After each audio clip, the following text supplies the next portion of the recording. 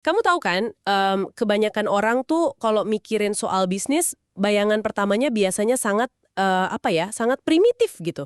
Iya, sederhana banget biasanya. Benar, bayangannya kayak kamu punya pabrik, terus kamu produksi sebuah barang dalam jumlah yang masif banget, abis itu kamu ke tengah pasar bawa toa dan teriak sekenceng-kencengnya. Jual keras ya, hard selling. Nah, iya, pokoknya gimana caranya barang ini laku, gudang kosong, terus uang masuk ke kantong secepat mungkin. Maksa orang buat lihat produkmu. Tepat, dan itu sebenarnya asumsi usang yang masih beredar luas banget ya. Masih banyak yang mikir gitu kan? Masih, pola pikirnya tuh kayak, ya udah kita produksi aja dulu apa yang kita bisa bikin, terus urusan laku atau enggaknya di pasar itu murni urusan seberapa agresif tim sales kita ngerayu orang. Atau seberapa gede budget iklan yang mau dibakar? Nah, betul banget, bakar duit buat iklan. Pasti ternyata di sesi bedah materi kita hari ini, konsep jual keras pakai toa tadi itu dianggap sebagai resep paling cepat buat bangkrut.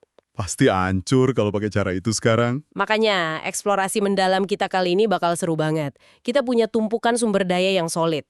Secara spesifik, kita bakal bedah rencana pembelajaran semester, atau RPS, pertemuan ke-9. Sama buku panduan juga ya? Betul, buku manajemen bisnis karya Dr. Muhammad Rifai dan kawan-kawan.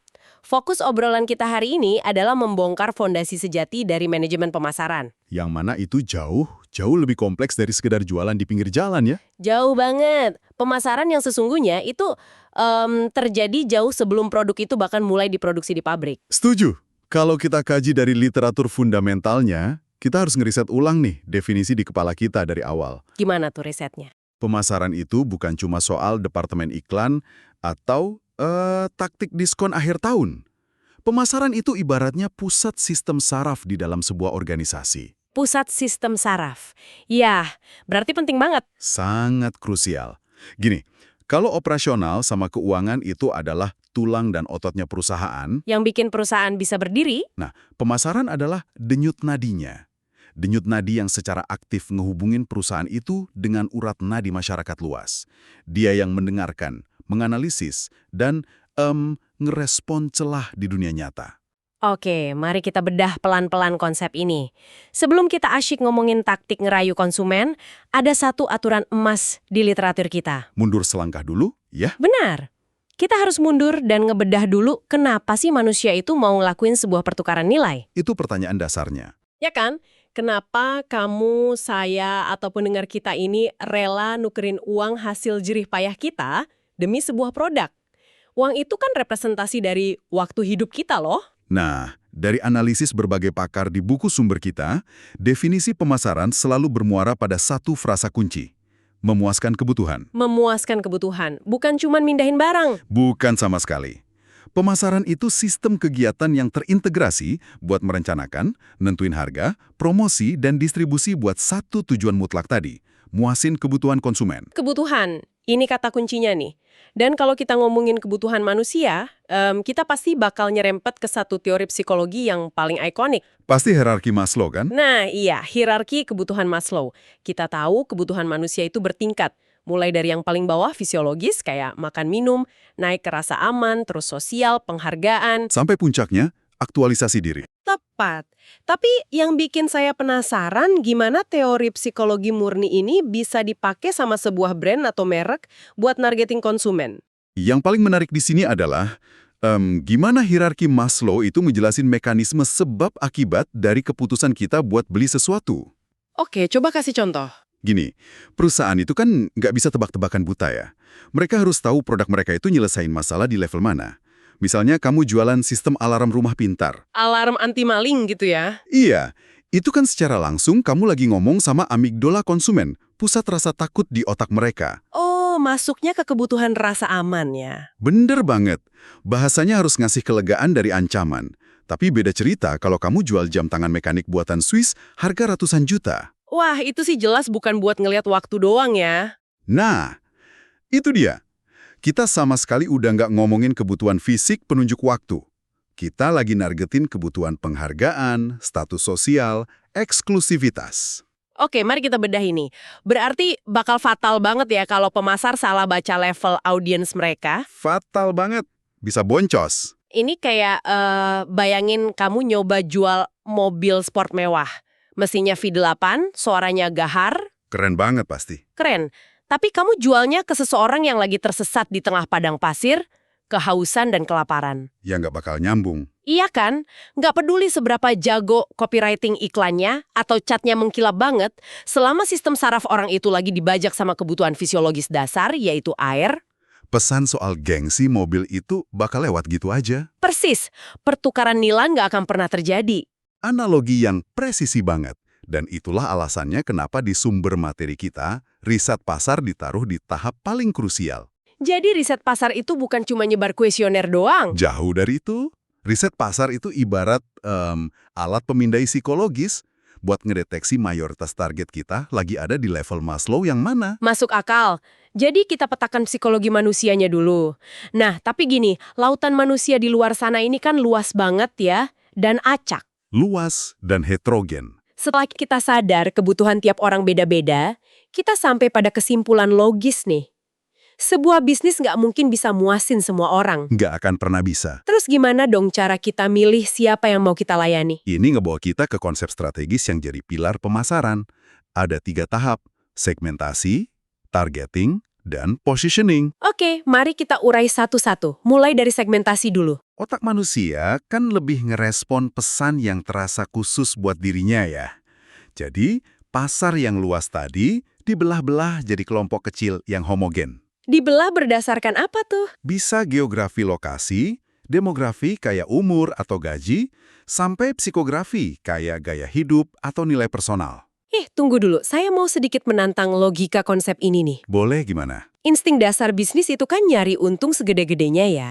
Kenapa kita malah sengaja membatasi pasar? Maksudnya, kenapa harus membuang kelompok lain? Iya, bukannya kalau kita ngiris pasar dan nendang kelompok tertentu, kita malah ngebuang peluang emas dapat omset dari mereka. Rasanya membatasi diri itu melawan hukum bisnis yang mau cuan terus. Nah, itu asumsi yang wajar banget dan sering jadi jebakan maut buat pebisnis pemula. Ini nih, paradoks terbesarnya. Paradoks gimana maksudnya? Yobalah bahagiain semua orang, justru bikin produk kita nggak relevan buat siapapun. Bayangin ada restoran. Di menunya ada sushi otentik, terus ada pizza Italia, sate Madura, ada boba juga. Wah, palu gada ya, apa lu mau gua ada? Nah, semuanya dimasukin dengan harapan siapa tahu ada yang beli. Tapi apa yang terjadi di otak konsumen? Pasti mikir ini restoran nggak jelas keahliannya apa. Tepat, rasio sinyal terhadap kebisingan atau signal-to-noise ratio-nya buruk banget. Restoran itu cuma bakal dikenal sebagai tempat kompromi yang rasanya serba nanggung. Saya nangkep. Kalau kita teriak ke semua orang, suara kita malah tenggelam sendiri ya. Pesannya terlalu umum. Betul, disitulah pentingnya tahap kedua dan ketiga, targeting dan positioning. Kita pilih 1 atau 2 kolam yang paling untungin dan secara sadar ngabaikin sisanya. Fokus sumber daya ke situ aja berarti. Iya, uang, tenaga, waktu, cuma difokusin ke segmen itu. Lalu puncaknya adalah positioning. Nancepin citra di benak mereka. Tepat sekali. Gimana caranya kita jadi solusi mutlak dan terbaik buat masalah spesifik kelompok itu? Bukan cuma jadi solusi kelas 2 buat seluruh dunia. Paham?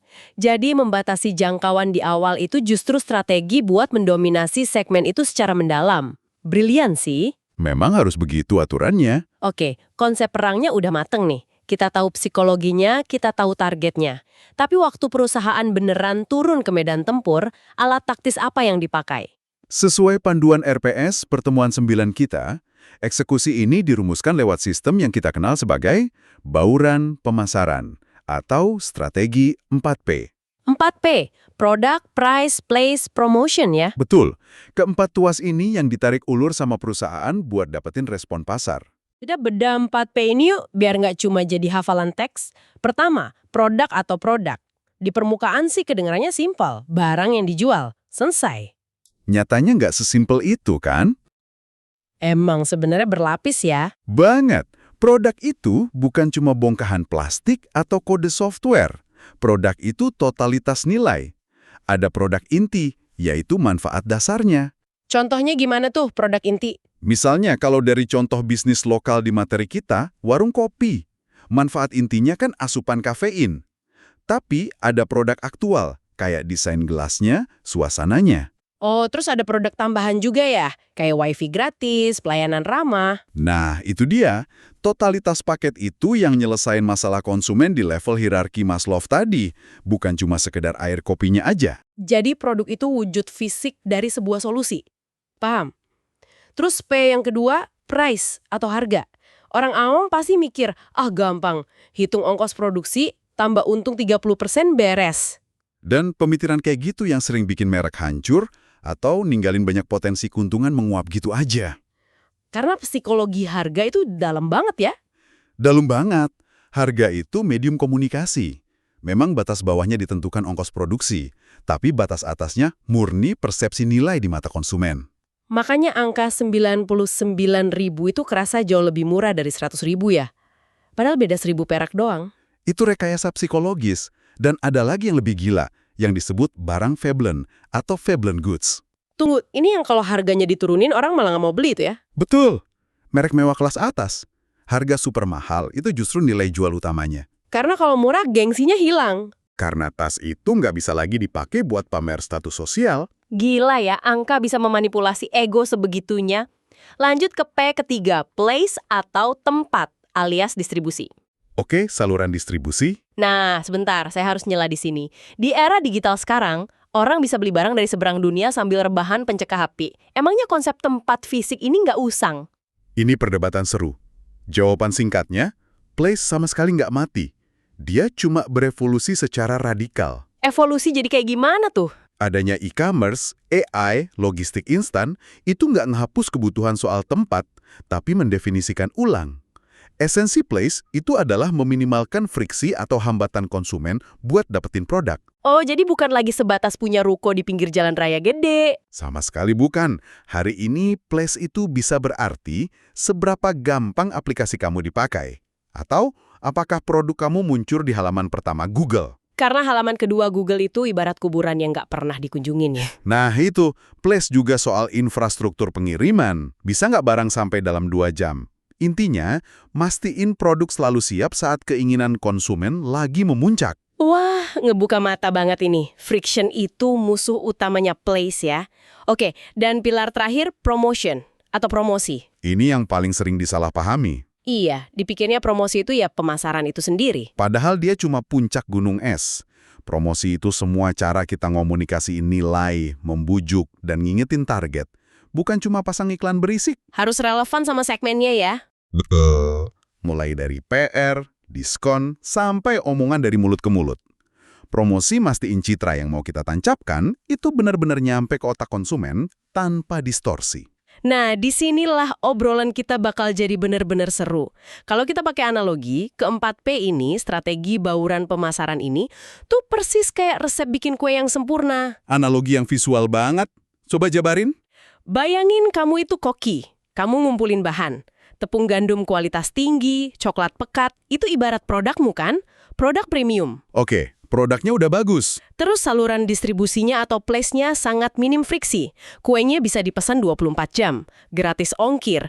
Promosinya juga jenius, viral di sosmed. Sempurna tuh kelihatannya. Tapi tuas harganya atau price-nya salah ditarik. Kamu jual sepotong kue 1 juta rupiah ke mahasiswa. Atau sebaliknya, kamu jual 500 perak sampai orang curiga ini kue pakai bahan basi. Apa yang terjadi? Eksekusinya langsung runtuh. Kuenya nggak laku. Persis, kuenya bakal bantat, gagal total di pasar. Semewah apapun promosinya, sedekat apapun distribusinya, satu variabel aja salah kalibrasi, hancur semua. Saya sepakat banget. Keempat elemen ini nggak bisa jalan sendiri-sendiri. Harus harmonis kayak ekosistem. Dan di dunia nyata, resep kue yang antreannya panjang 5 tahun lalu bisa jadi resep kebangkrutan hari ini. Karena psikologi orang berubah terus ya. Betul, teknologi dan ekonomi juga. Makanya pemasar itu nggak pernah benar-benar selesai ngeracik. Mereka terus evaluasi harga, nyoba jalur distribusi baru, siklus tiada akhir. Oke, jadi apa sebenarnya makna dari semua obrolan kita ini? Buat kamu yang lagi dengerin, eksplorasi kita hari ini ngebuktiin satu hal penting. Apa tuh kesimpulan utamanya? Pemasaran itu bukan seni sihir buat ngerayu orang. Bukan juga ilmu hitam buat nguras dompet. Dan jelas bukan soal siapa yang paling berisik di pasar. Pemasaran itu sains sosiologis dan arsitektur psikologi ya. Sangat sistematis. Dimulai dari akar kebutuhan manusia, dipertajam lewat segmentasi, dan dieksekusi pakai keseimbangan matematis dari 4 pilar bauran pemasaran tadi. Dan yang paling mencerahkan dari memahami anatomi pemasaran ini adalah ilmu ini bukan cuma buat direktur korporat loh, Iya, relevan buat kita semua secara personal. sangat. Sebagai konsumen, dari kita melek mata sampai tidur lagi, sistem saraf kita itu selalu jadi target bidikan dari ribuan racikan 4P merek di luar sana. Benar banget. Dengan paham mekanismenya, kita bukan cuma jadi konsumen yang lebih kebal. Kita jadi sadar akan kekuatan tak terlihat yang selama ini ikut nyetir keputusan kita. Itu sudut pandang yang sangat memberdayakan. Dan buat nutup sesi obrolan kali ini, saya mau ninggalin kamu yang lagi dengerin dengan satu pemikiran provokatif. Buat dikunyah secara mental nih. Mari kita dengar. Kalau pemasaran itu intinya soal ngidentifikasi kebutuhan dan ngomunikasiin nilai. Coba sekarang kamu putar balik lensa itu, arahin tepat ke dirimu sendiri. Menarik, nargeting diri sendiri. Bayangin pas kamu lagi wawancara kerja, nyoba ngeyakinin bos, atau bahkan pas kamu lagi kencan nyari pasangan hidup. Sadar nggak sih, kamu itu lagi praktekin sains pemasaran ini? Lagi lakuin segmentasi dan targeting ya? Iya, kamu lagi milih lingkungan dan orang yang selaras sama nilaimu. Terus kamu meracik 4P buat dirimu. Produknya itu kecerdasan dan karaktermu. Harganya itu gajimu atau komitmen emosional yang kamu tuntut. Tempatnya itu di lingkaran sosial mana kamu nongkrong. Dan promosinya itu caramu ngomong dan berpakaian. Jadi kita semua ini brand ya pada dasarnya. Persis. Jadi pertanyaannya buat kamu hari ini. Di tengah dunia yang kompetisinya makin sadis ini, seberapa tajam promosi dan posisi yang udah kamu tetapkan buat merek pribadimu? Apa kamu masih teriak-teriak maksa dunia buat dengerin kamu? Atau kamu udah mulai strategis memenuhi kebutuhan psikologis dunia di sekitarmu?